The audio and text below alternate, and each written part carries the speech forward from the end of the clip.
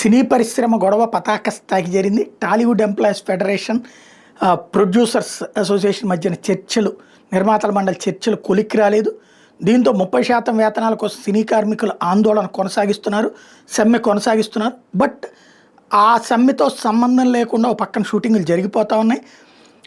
కార్మికులు 30% డిమాండ్ అసాధ్యం అంటూ నిర్మాతలు తేల్చేస్తున్నారు. డిమాండ్లు ఒప్పుకోకపోతే షూటింగ్స్కు రామంటున్నారు కార్మికులు.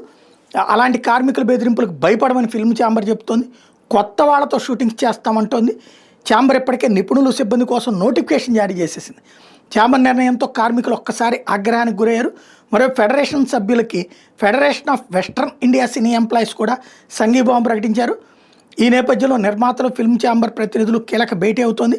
భేటీ తర్వాత లేబర్ కమిషనర్ నిర్మాతలు కలవబోతున్నారు. వీళ్ళు 5% పెంచుతామంటున్నారు, వాళ్ళేమో ఏడాదికి 10% చొప్పున పెంచుతారని చెప్పి తగ్గిస్తే ఎట్లా అంటున్నారు.